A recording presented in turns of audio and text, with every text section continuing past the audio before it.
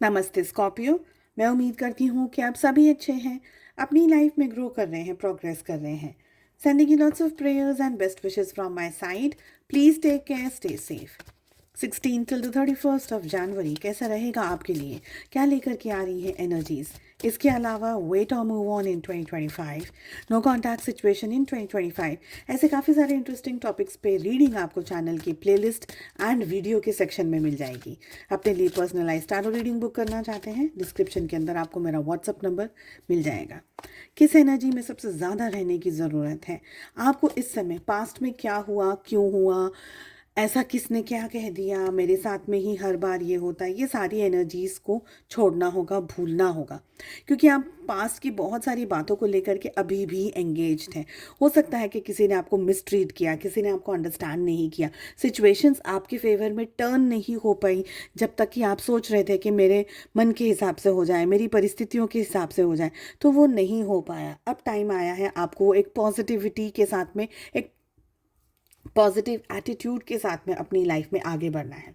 बहुत सारी चीज़ें आपको इरिटेट कर सकती हैं, परेशान कर सकती हैं, कुछ कुछ काम आपके होते होते भी ना हो पाए, नहीं बन पाए, ऐसा मुझे यहाँ पर लग रहा है। तो ये सारी चीज़ें इसीलिए हो रही हैं क्योंकि आपने अपनी एनर्जीज़ को ना ऊपर हायर लेवल पर नहीं लेकर आ पाए हैं।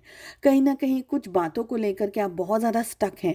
अपने आप को हील करिए, ये समय जो आपके सामने आ रहा है इस टाइम पीरियड में अपने आप को हील करिए। स्पेशली रिसीविंग एनर्जी के अंदर आ जाइए। रिसीविंग एनर्जीज आप नेचर के अंदर जाकर के ले सकते हैं, घास पे नंगे पाँव चलना अगर पॉसिबल है तो, नहीं तो योगा, मेडिटेशन, कोई भी ऐसा स्पिरिचुअल काम करिए। मंत्र चैंटिंग है, डीप ब्रीदिंग एक्सरसाइज है, मेडिटेशन है, जो भी आपको कंफर्टेबल लगता है वो आप करते चले जाइए।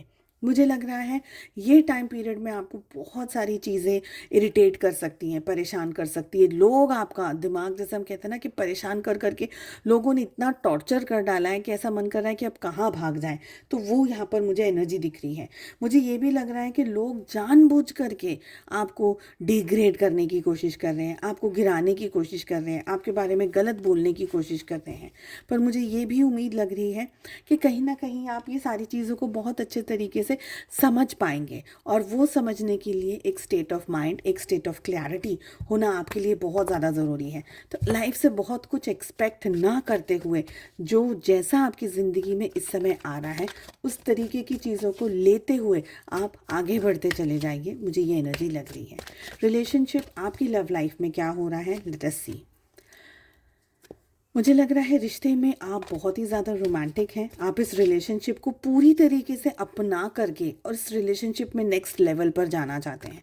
आप बहुत ही प्यारे, बहुत ही केयरिंग, बहुत ही नर्चरिंग एनर्जी में मुझे दिख रहे हैं। अपने पार्टनर को बहुत तरीके से संभालते हुए, अपने पार्टनर के साथ में अच्छी तरीके से रहना, आपके पार्टनर को बहुत ज़्यादा उनकी वैल्यू करना, उनको ज़्यादा समझना, उनको इम्पोर्टेंस देना, ये सारी मुझे आपकी एनर्जी दिख रही है। आपको लग रहा है कि ये पार्टनर के जैसा पार्टनर मेरी लाइफ में कभी नहीं आ सकता। आप बहुत ही खुश हैं अपने रिलेशनशिप में और चाहते हैं कि आप एक कमिटेड रिलेशनशिप के अंदर कन्वर्ट हो जाएं। फैमिली, घर परिवार, बच्चे, एक सोलमेट जैसा रिलेशनशिप आप अपने पार्टनर को लेकर के एक्सपीरियंस करते हुए मुझे दिख रहे हैं। अगर आपके पार्टनर की बात करूं तो मुझे लग रहा है आपके पार्टनर इस टाइम पीरियड में एक ट्रांसफॉर्मेशन से गुजर रहे हैं। अगर अब तक आपके और आपके पार्टनर के बीच में चीज़ें ठीक थी तो ये समय में हो सकता है कि इश्यूज, प्रॉब्लम्स, किसी तरीके की मिसअंडरस्टैंडिंग आप दोनों के बीच में क्रिएट हो।